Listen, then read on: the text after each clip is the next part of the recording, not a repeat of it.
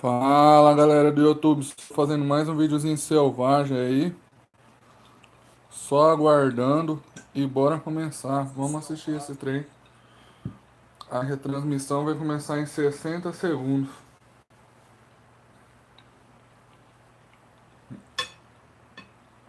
Só esperando, almoçando e só aguardo da Sony, hein? Um salve pra toda a galera que já tá online esperando aqui no canal. E esse PlayStation 5 vai ser selvagem. Salve, gordinho.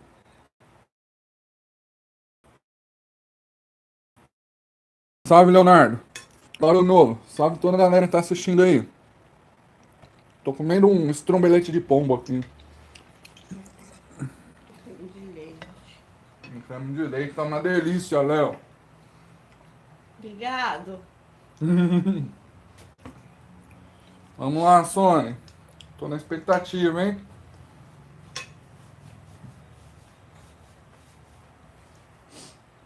Tá eu, a Jo e o bebê esperando essa transmissão. Será que vai ser bom? Será que vai ser ruim esse PlayStation 5? Acho que não tem como eles errar, não, hein? Acho que o negócio vai ser bom demais. Vai ser selvagem esse PlayStation 5. Olha lá! Você também acha? Intuit what would be the best set of capabilities. E é isso aí, galera. And then build it in complete secrecy. Voltando aí pra PlayStation transmissão. consoles, that period lasted through PlayStation 3. A powerful Cheguei bem na hora, hein? console, but also one that Salvei a caused transmissão quite a lot of selvagem. harm, as it was Round. actually difficult to develop games for. So, starting with PlayStation 4, we've taken a different approach, roughly centered around three principles. The first of these is listening to the developers, which is to say that a lot of what we put into the Você console quer derives assistir, directly filho? from operations of the game creator. Não. We definitely do have some ideas of our own, but the core of our philosophy for designing consoles is that game players are here for the fantastic games. Which is to say, that game creators matter. Anything we can do to make life easier for the game creators or help them realize their dreams, we will do. So, about once every 2 years, I take a tour of the industry. I go to the various developers and publishers, sit down, and discuss how they're doing with the current consoles and what they'd like to see in future consoles. This requires weeks on the road as reaching the bulk of the game creators involves talking to well over 100 people at something like 24 publishers and developers. And it is incredibly valuable. By the way, the feature most requested by the developers, that was an SSD, which we were very happy to put in the hardware, but emotionally, while keeping the concept sufficiently familiar to game developers. Think about this in terms of balancing evolution and revolution. Now, with PlayStation 1, 2, and 3, the target was a revolution each time with a brand new feature set. That was great in many ways, but time for the developers to get up and running got longer with each console. In the past time to make a game, developers will be ambitious, and it may take them 6 years or so to realize their vision. Of game development, if we're trying to reduce that debt, that means the hardware architecture can't change at all. We're handcuffed. We need to judge for each feature what value it adds and whether it's worth the increase in needed to support it. So with PlayStation 4, we were able to strike a pretty good balance between performance and familiarity. We got required learning back to PlayStation 1, the only area that we felt the most tension between adding new features and keeping a familiar programming. Ultimately, I think we've ended up with something under a month of being up to speed. That feels like we're striking about the right balance. I'll go into a bit more detail later today about our philosophy of GPU and the specific feature set that resulted. It's also very important for us, as the hardware team, to find new dreams, by which I mean something other than CPU performance, GPU performance. Help them realize their dreams. We will. So, about once every 2 years, I take a tour of the industry. I go to the various developers and publishers, sit down, and discuss how they're doing with the current consoles and what they'd like to see in future consoles. This requires weeks on the road as reaching the bulk of the game involves talking to well over 100 people at something like 24 publishers and developers. And it is incredibly valuable. By the way, the feature most requested by the developers, that was an SSD, which we were very happy to put in the hardware, but a lot of problem solving was required. I'll be doing a deep dive on the SSD and surrounding systems later on in this talk. It's also key to make a generational leap while keeping the console sufficiently familiar to game developers. I think about this in terms of balancing evolution and revolution. Now, with PlayStation 1, 2, and 3, the target was a revolution each time with a brand new feature set. That was great in many ways, but time for developers to get up and running got longer with each console. In the past, I've called this time to triangle. Here's what I had for those three consoles. Agora sim, To be clear, I'm not arrumei. talking about time to make a game. Developers will be ambitious, and it may take them... Presta atenção na máquina aí, galera. What I'm talking about is that dead time before graphics and other aspects of game development are up and running, and trying to minimize that. On the other hand, if we're trying to reduce that dead time to zero, that means the hardware architecture can't change at all. We're handcuffed. We need to judge for each feature what value it adds and whether it's worth the increase in developer time needed to support it. So with PlayStation 4, we were able to strike a pretty good balance between performance and familiarity. We got required learning back to PlayStation 1 levels. With PS5, the GPU was definitely the area that we felt the most tension between adding new features and keeping a familiar programming model. Ultimately, I think we've ended up with something under a month of getting up to speed. That feels like we're striking about the right balance.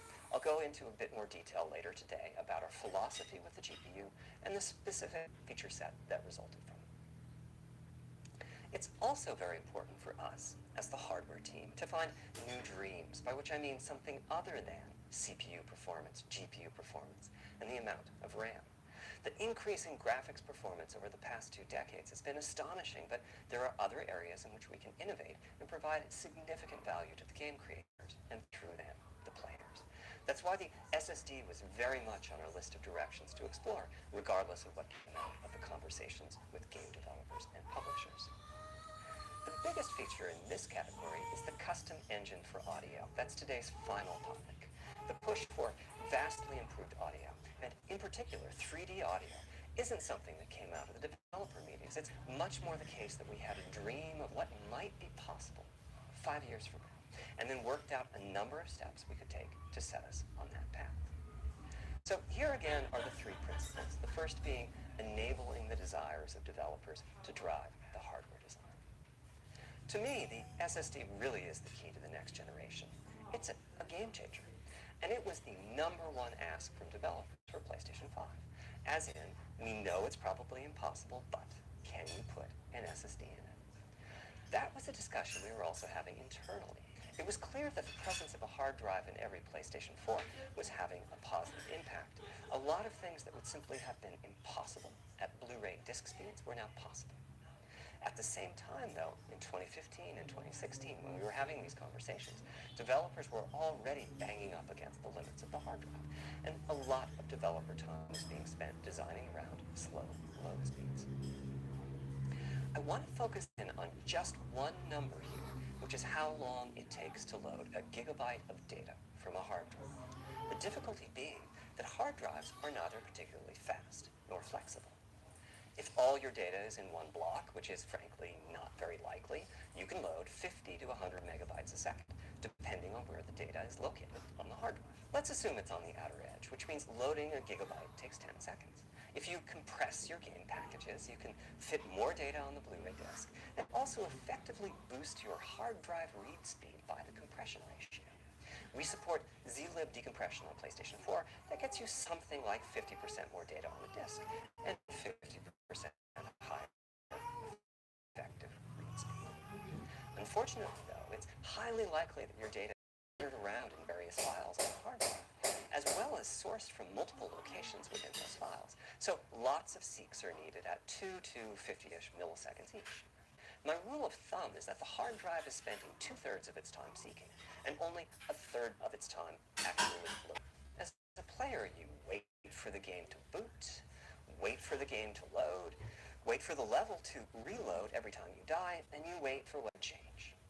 Now, SSDs are completely different from hard drives. They don't have seeks as such. If you have a 5 gigabyte a second SSD, you can read data from 1,000 different locations in that second, pretty much at speed.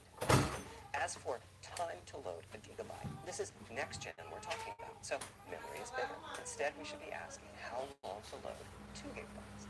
And the answer is about a quarter of a second. And that's amazing. We're talking 2 orders of magnitude, meaning very roughly 100 times faster. Which means at 5 gigabytes a second for the SSD, the potential is that the gigabytes in a second. There are no load screens. The game just fades down while loading a half dozen gigabytes and fades back up again. Same for a reload. You're immediately back in the action. And fast travel becomes so fast with pointlessness. As game creators, we go from trying to distract the player from how long fast travel is taking, like those Spider-Man subway rides, to being so blindingly fast that we might even have to slow that transition back. Pretty cool, right? But for me, this is not the primary reason to change from a hard drive to an SSD. The primary reason for an ultra-fast SSD is that it gives the game designer freedom. Or to put that differently, with a hard drive, the 20 seconds that it takes to load a gigabyte can sabotage the game that the developer is trying to create. I think almost all of us in the room have experienced this, maybe in different ways.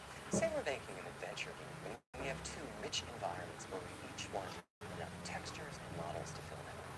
Which you can do as long as you have a long staircase, or elevator ride, or a windy corridor where you can ditch the old assets, and then take 30 seconds or so to load the new assets. Having a 30-second elevator level is a little extreme. More realistically, we probably chop the world into a number of smaller pieces, and then do some calculations with sight lines and run speeds, like we did for Haven City when we were making Jack 2.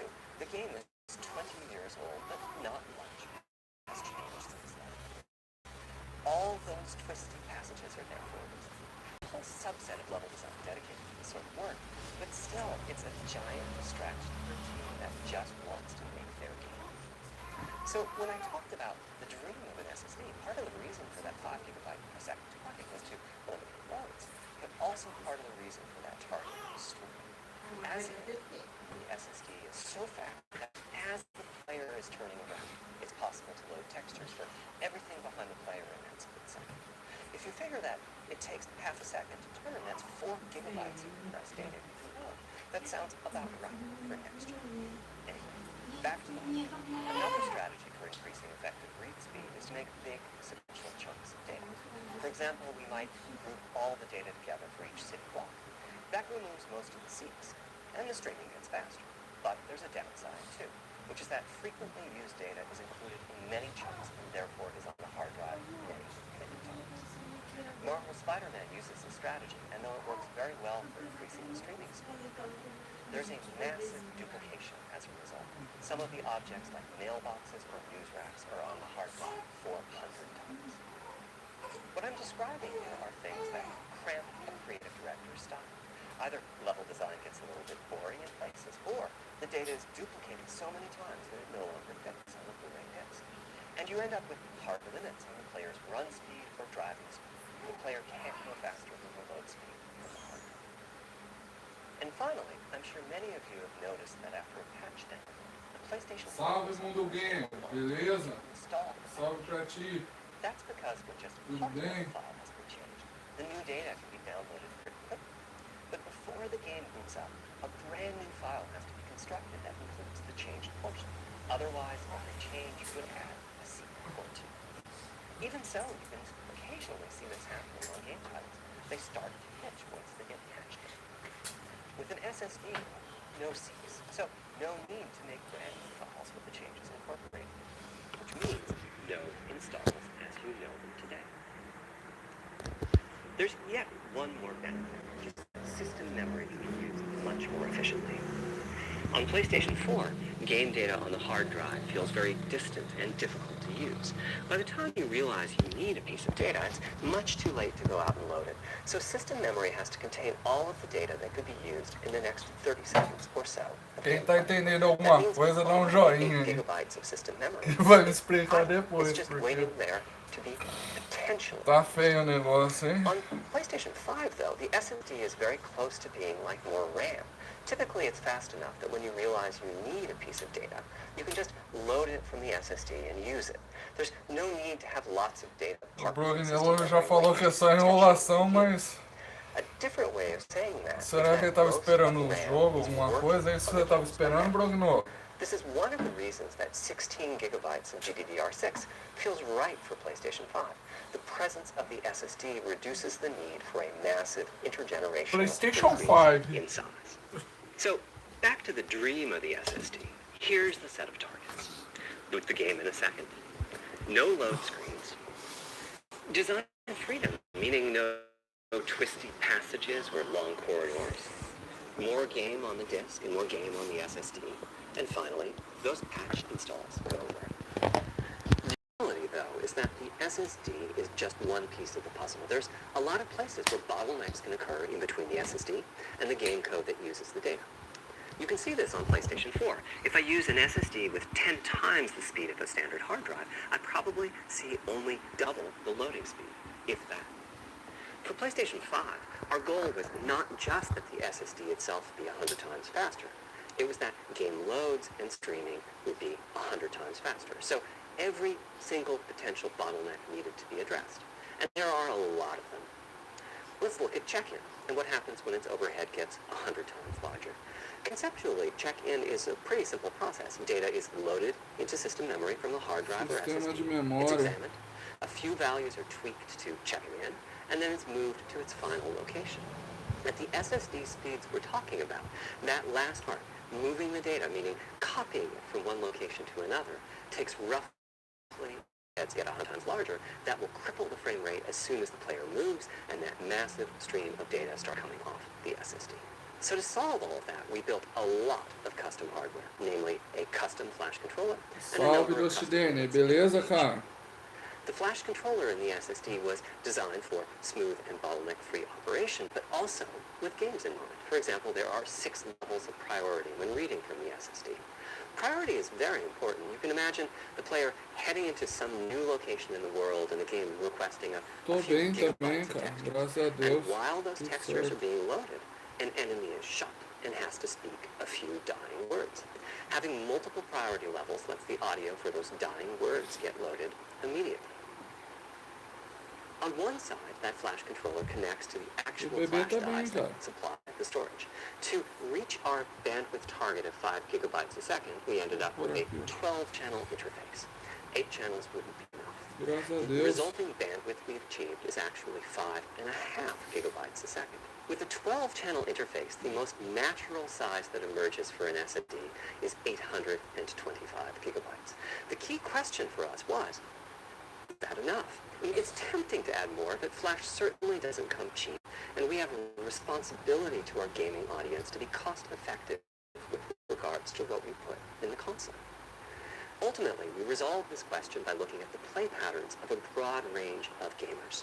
We examined the specific games that they were playing over the course of a weekend or a week or a month, and whether that set of games would fit properly on the SSD. We were able to establish that the friction caused by reinstalls or re-downloads would be quite low, and so we locked in on that 825 gigabyte size, while also preparing multiple strategies so that those who want more storage can add it. I'll go through the details in a moment. Back to the flash controller. On the other side, it connects to our main custom chip via 4 lanes of Gen 4 PCIe.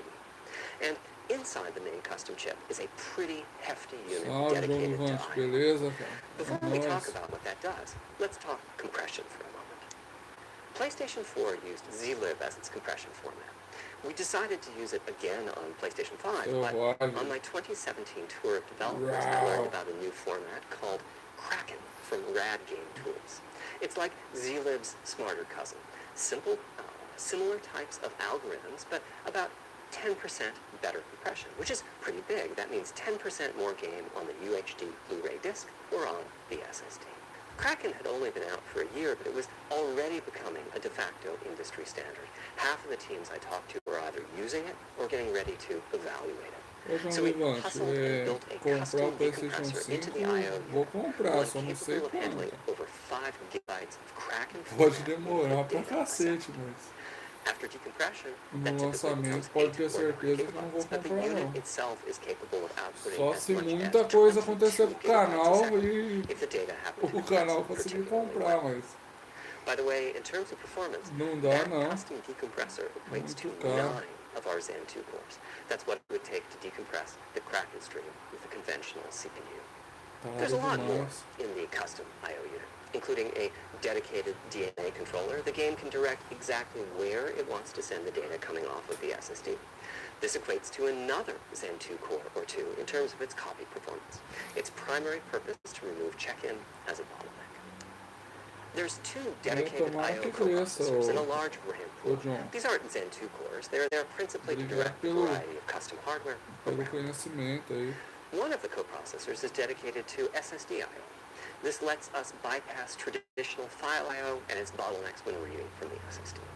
The other is responsible for memory mapping, which I know doesn't sound like anything related to the SSD, but a lot of developers map and remap memory as part of file I/O, and this too can become a bottleneck. There are coherency engines to assist the coprocessors.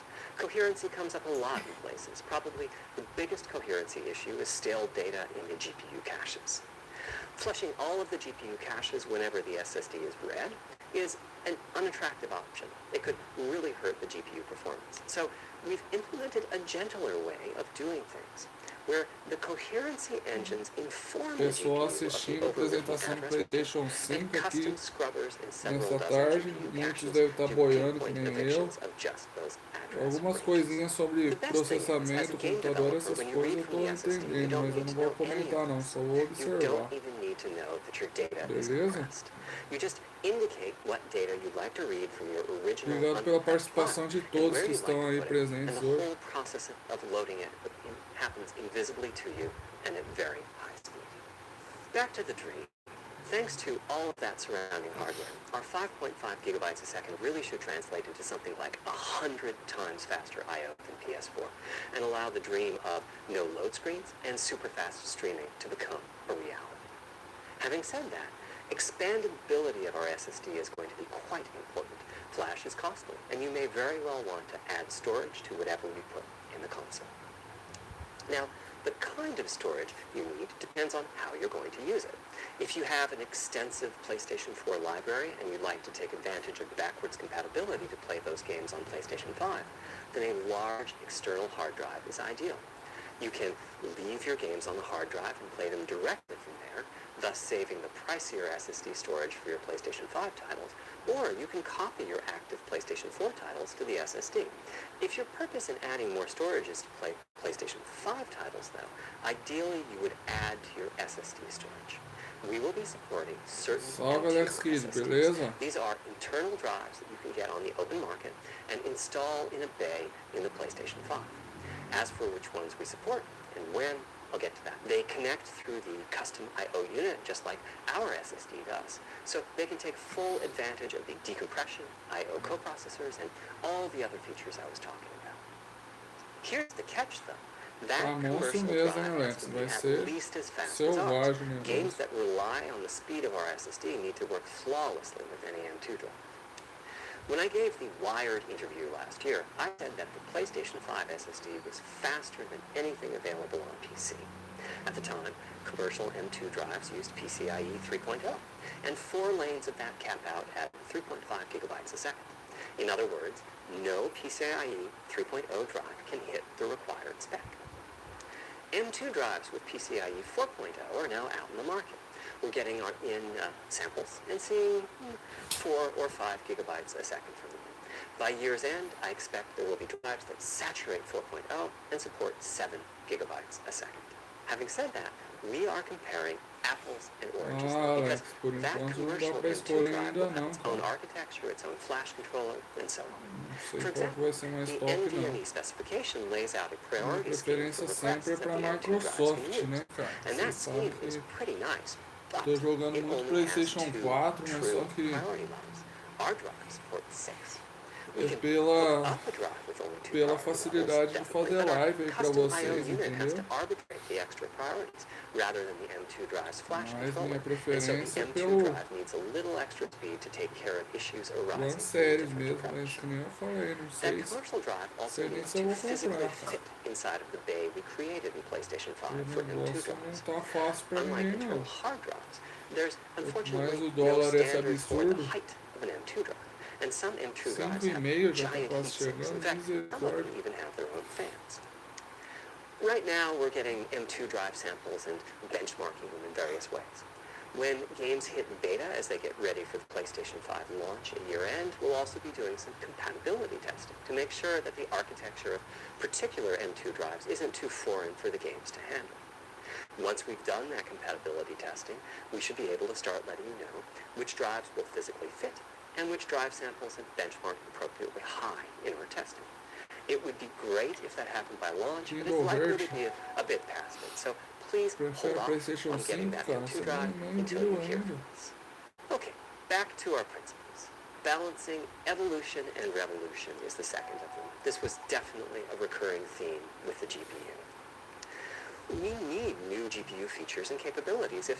If we only have more performance, it's not really a new generation of console.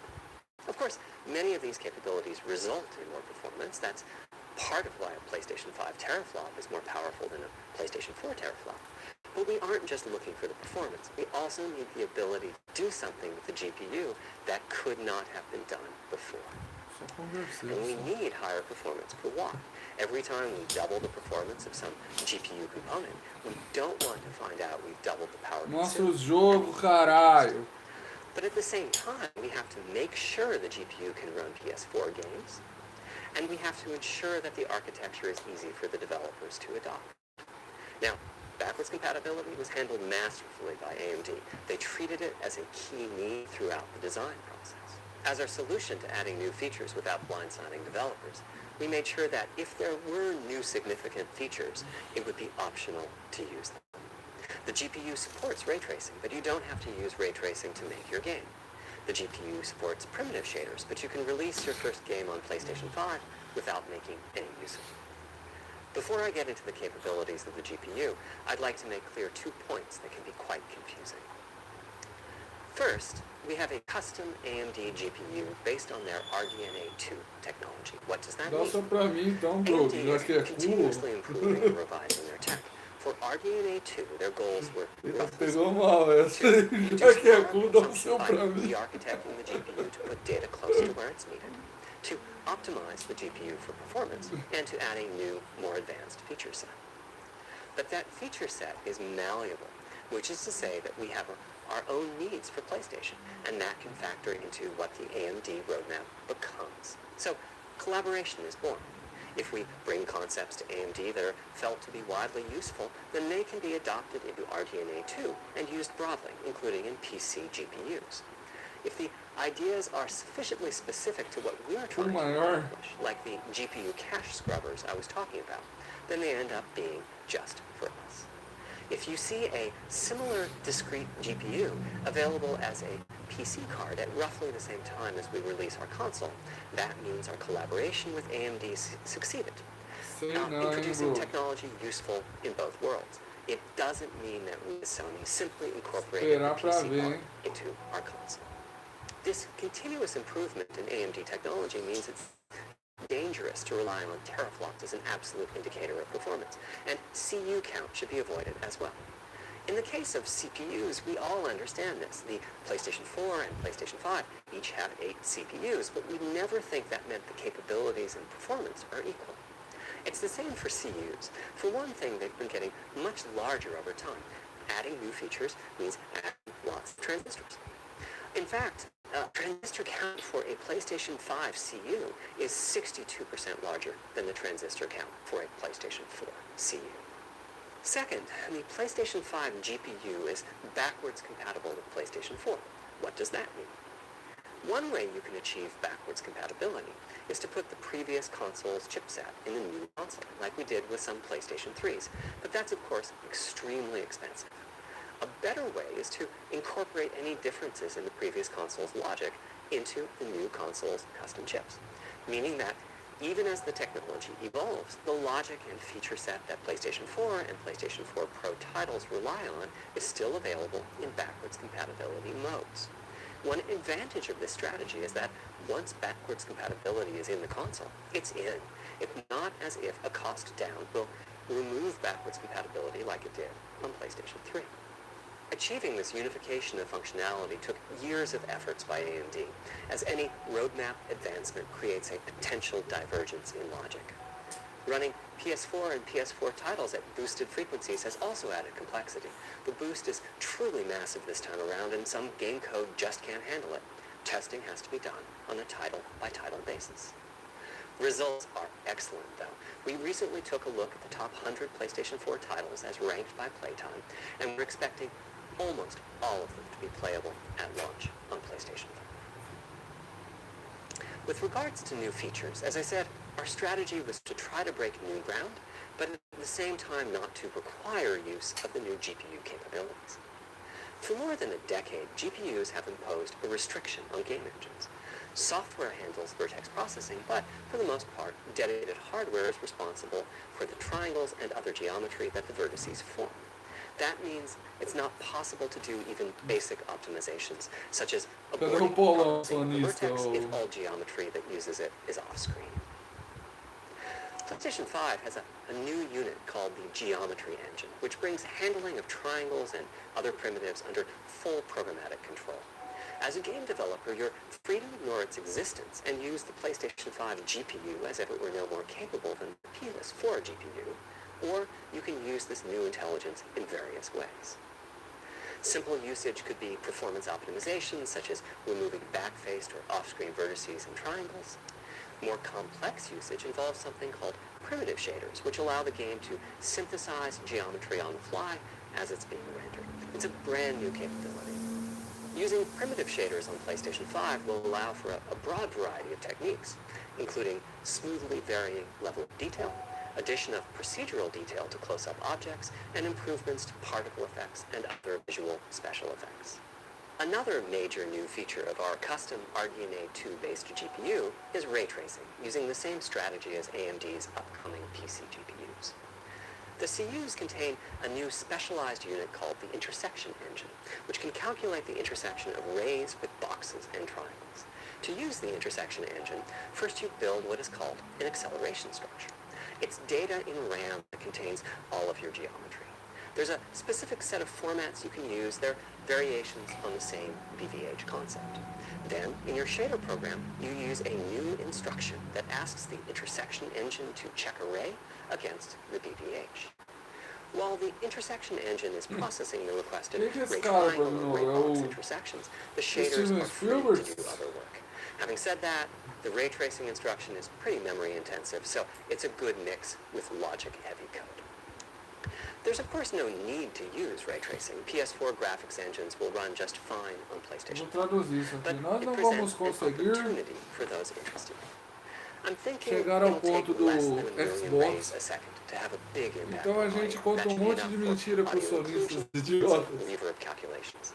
With a bit more of the GPU invested in ray tracing, it should be possible to do some nice global illumination. Having said that, adding ray-traced shadows and reflections to a traditional graphics engine could easily take hundreds of millions of rays a second, and full ray tracing could take billions. How far can we go? I'm starting to get quite bullish. I've already seen a PlayStation 5 title that's successfully using ray tracing-based reflections in complex animated scenes with only modest costs. Another set of issues for the GPU involved size and frequency. How big do we make the GPU, and what frequency do we run it at? This is a balancing act. The chip has a cost, and there's a cost for whatever we use to supply that chip with power and to cool it. In general, I like running the GPU at higher frequency. Let me show you Nossa, why. 40 minutos o cara falando Here's o two negócio, tá parecendo possible artigo configurations for a científico. GPU roughly at the level of the Misericórdia. PlayStation 4 Pro. This is a thought experiment. Don't take these configurations too seriously. Tá chato If mesmo you o just negócio. calculate teraflops, you get the same number. But actually, the performance is noticeably different because teraflops is defined as the computational capability of the Olha lá, vector bro, bem que você ALU. falou, ó, That's just one 48 part cu. of the GPU. Olha lá, There are a lot of other units. And those other tá units vendo lá all em cima run na faster tela? when the GPU frequency is higher. At 33% higher frequency, rasterization goes 33% faster. Processing the command buffer goes that much faster. The L2 and other caches have that much higher bandwidth, and so on. About the only downside is that system memory is 33% further away in terms of cycles. But the large number of benefits more than counterbalance that. As a friend of mine says, a rising tide lifts all Bruninho boats. Amazona. Also, it's Mudou o nome, easier to Bruno. fully use 36 CUs in parallel than it is to fully Você é use 48 Amazona CUs. agora? When triangles are small, it's much Não é harder to mais fill all gamer? those CUs with useful work. So there's a lot to Salve, be said for Bruninha. faster, assuming you can podrica. handle the resulting power and heat issues, which frankly we haven't always done the best job at. Part of the reason for that is, historically, our process for setting CPU and GPU frequencies has relied on some heavy-duty guesswork with regards to how much electrical power games will consume and how much heat will be produced as a result inside of the console. Ó o consumo Power consumption varies a lot. from verde game to game. laranja. When I play God of War on my PS4 Wow. Pro, I know the power consumption is high just by the fan noise. But power isn't simply about engine quality. It's about the minutiae of what's being displayed and how. It's counterintuitive, but processing dense geometry typically consumes less power than processing simple geometry, which is, I suspect, why Horizon's map screen, with its low triangle count, makes my PS4 Pro heat up so much. Our process on previous consoles has been to try to guess what the maximum power consumption during the entire console lifetime might be, which is to say, the worst case scene in the worst case game, and prepare a cooling solution that we think will be quiet at that power level. If we get it right, fan noise is minimal. If we get it wrong, the console will be quite loud for the higher power games, and there's even a chance that it might overheat and shut down if we misestimate power too badly. PlayStation 5 is especially challenging because the CPU supports 256-bit native instructions that consume a lot of power. These are great here and there, but presumably only minimally used. Or are they? If we plan for major 256-bit instruction usage, we need to set the CPU clock substantially lower or noticeably increase the size of the power supply and fan. So, after much discussion, we decided to go with a very different direction on PlayStation 5. We built a GPU with 36 CUs. Mind you, RDNA 2 CUs are large. Each has 62% more transistors than the CUs we were using on PlayStation 4. So, if we compare transistor counts, 36 RDNA 2 CUs equates to roughly 58 PlayStation 4 CUs. It is a fairly sizable GPU. Then we went with a variable frequency strategy for PlayStation 5, which is to say we continuously run the GPU and CPU in boost mode.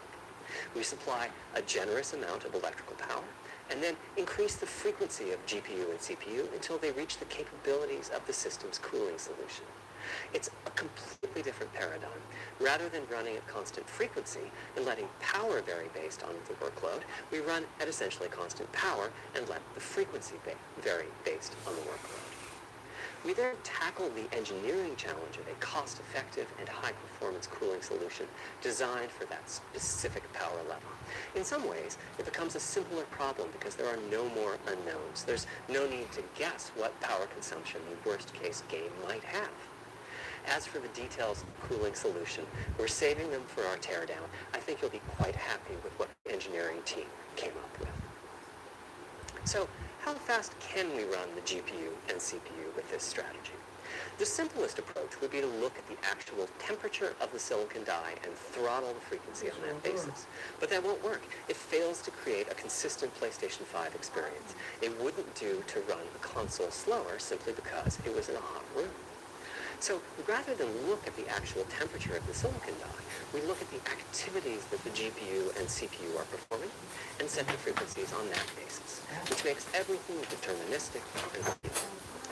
While we're at it, we also use AMD's Smart Shift technology and send any unused power from the CPU to the GPU so it can squeeze out a few more pixels.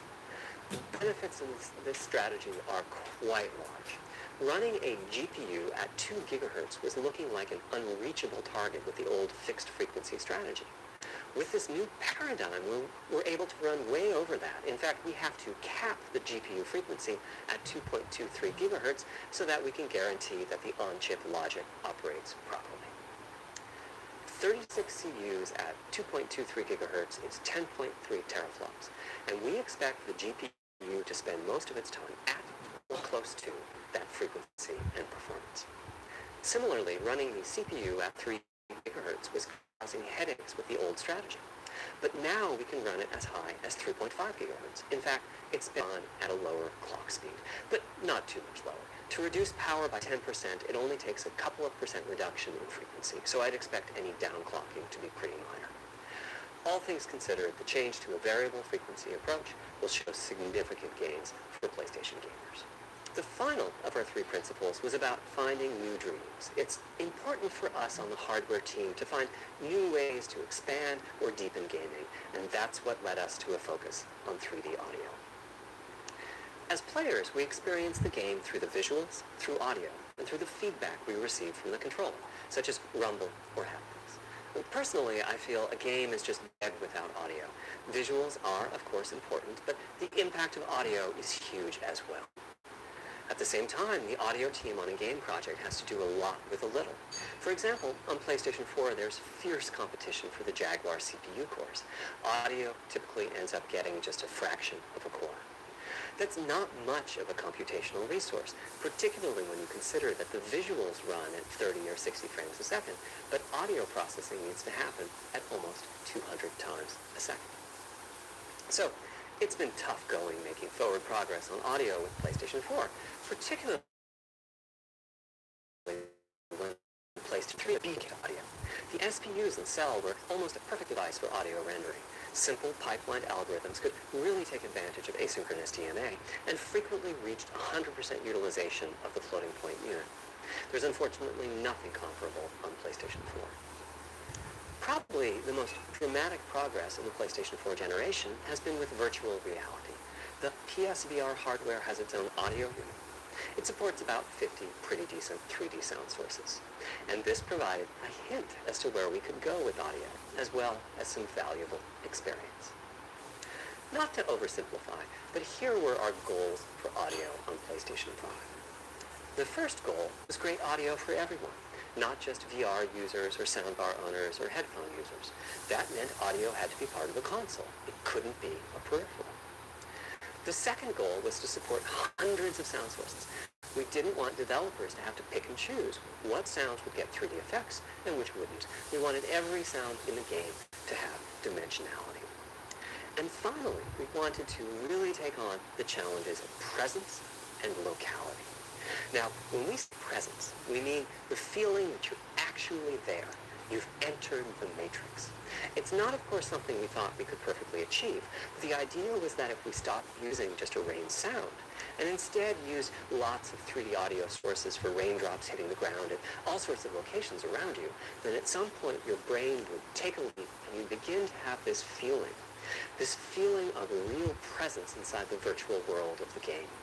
This has the capacity to affect your appreciation of the game, just like music in a game does. The concept of locality is simpler. It's just your sense of where the audio is coming from. To the right of you, behind you, above you. This can immerse you further in the game, and it can also directly enhance the gameplay. To use Dead Space as an example, I know, old school. You're fighting enemies in fairly dark, spooky locations. Back in the day, if you played the game using the TV speakers, you could tell that there was one last enemy growling and hunting you down, but it was difficult to tell quite where that enemy was. With headphones, you could tell that the enemy was somewhere on the right, which let you deduce, if you couldn't see it, that it must be somewhere behind and to your right. But with 3D audio with good locality, the idea is you know the enemy is precisely there, and you turn, and you take it out. So, how do we know where sound is coming from in the first place? Well, all those bumps and folds in the ear have a meaning, evolutionarily speaking. Based on what direction the sound is coming from, sound waves bounce around inside the ear, there's some constructive and destructive interference, and the result is a change in volume. The phase of the sound also shifts, depending on what path the sound wave took to reach the ear canal. These volume changes and phase shifts are different for each direction and also vary depending on the frequency of the sound. Head size and head shape also impact the sound in a similar fashion. The way that the sound changes, based on direction and frequency, can be encoded in a table called the Head-Related Transfer Function, or HRTF. Here's part of it. The vertical axis is the frequency. The horizontal axis is the direction, front, back, left, right, and the color gives the degree of attenuation of the sound at that frequency. The HRTF is as unique to an individual as a fingerprint is. In fact, you're looking at mine right now. Here's how we measure an HRTF. We've taken hundreds of people through this process. We put a microphone in the subject's left and right ear canals, and then sit the subject down in the middle of an array of 22 speakers. We then play an audio sweep from each speaker as we rotate the subject. In the course of 10 or 20 minutes, we're able to sample the HRTF at over 1,000 locations. Using an HRTF when rendering audio creates unparalleled quality, but it's computationally expensive. The simplest way to use an HRTF is to process a sound source to make it appear as if it's coming from one of those 1,000 locations we sample. Unfortunately, the processing has to be done in frequency domain rather than time domain, so there's multiple fast Fourier transforms needed for every sound source for every audio tick. That's a lot of multiplies. This computational complexity was the determining factor for our strategy. It meant we had to bite the bullet and design and build a custom hardware unit for 3D audio. Collectively, we're referring to the hardware unit and the proprietary algorithms we run on it as Tempest 3D Audio Tech. The meaning of 3D audio and technology should be pretty obvious here. As for Tempest, I feel it really reflects our goals with audio. It suggests a certain intensity of experience and also hints at your presence within it. We're calling the hardware unit that we built the Tempest engine. It's based on AMD's GPU technology. We modified a compute unit in such a way as to make it very close to the SPUs in PlayStation 3. Remember when I said that they were ideal for audio? So the Tempest engine has no caches, just like an SPU. All data access is via DMA, just like an SPU.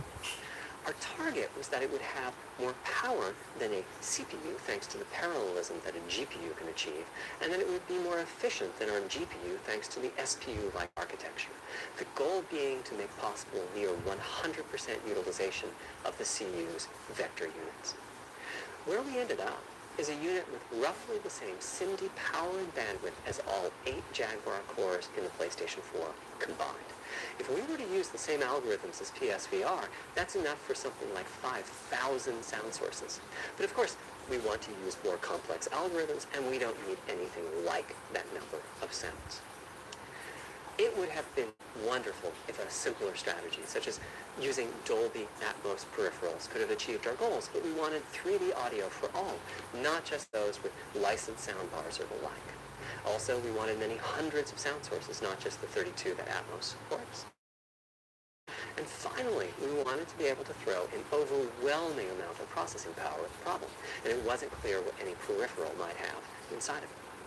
In fact, with the Tempest engine, we've even got enough power that we can allocate some to the games, to the extent that games want to make use of convolution rework and other algorithms that are either computationally expensive or need high bandwidth. But the primary purpose of the Tempest engine remains 3D audio. Now, 3D audio is a major academic research topic. It's safe to say that no one in the world has all of the answers. And the set of algorithms that has to be invented, tuned, or implemented to realize our vision for 3D audio is immense. For example, use of HRTFs in games is quite complex. Before, I talked about making a sound source appear as if it's coming from one of those 1,000 HRTF sample locations. But for high-quality 3D game audio, we have to handle other possibilities. The sound source might not be at one of the 1,000 HRTF sample locations, so we have to blend the HRTF data from the closest locations that we have sampled. The sound source might be moving, which needs very special handling as that blend keeps changing, and that can cause phase artifacts in the resulting audio. Or the sound source might have a size to it, meaning it should feel as if it's coming from an area rather than a single point. There's also whole categories of approaches to be handled. 3D audio can be implemented using individual processing of 3D sound sources. But alternatively, ambisonics can be used for 3D audio. Ambisonics being somewhat like the spherical harmonics used in computer graphics. And finally, there's audio devices. The player might be using headphones with PP speakers or have a higher-end surround sound setup with 6 or more speakers, all of which need different approaches. That's a lot of variations. It's nice to have the computational resources of the Tempest engine, but it's clear that achieving our ultimate goals with 3D audio is going to be a multi-year, step-by-step process. Having said that, headphone audio implementation is largely complete at this time. It was a natural place for us to start. With headphones, we control exactly what each ear hears, and therefore the algorithmic development and implementation are more straightforward. For TV speakers and stereo speakers, we're in the process of implementing virtual surround sound. The idea being that if you're sitting in a sweet spot in front of the TV, then the sound can be made to feel as if it's coming from any direction, even behind you. Virtual surround sound has a lot in common with 3D audio on headphones, but it's more complex because the left ear can hear the right speaker and vice versa. We have a basic implementation of virtual surround sound up and running. We're now looking at increasing the size of that sweet spot, which is to say, making the area you need to be in to feel the 3D effect larger, and we're also working to boost the sense of locality. Headphone audio is the current gold standard for 3D audio on PlayStation 5, but we're going to see what we can do to bring virtual surround sound to a similar level, after which we'll start in on setups with more speakers, such as 6-channel surround sound. It's now to the point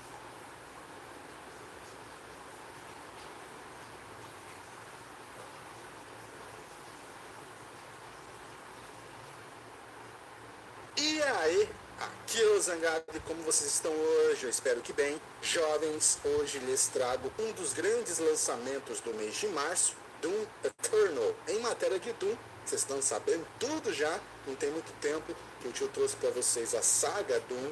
Então bora lá, sem enrolar, durante o gameplay eu vou explicando mais. E é isso aí, galera. A live chegou ao fim. Deixa eu ver se já acabou esse trem mesmo.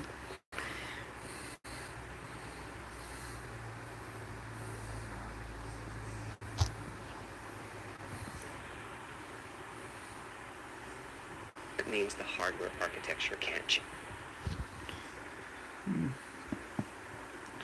Acabou sim, eu vou falar pra vocês. Não virou nada essa transmissão, hein? Mas fiz minha parte aí. Valeu, selvagem.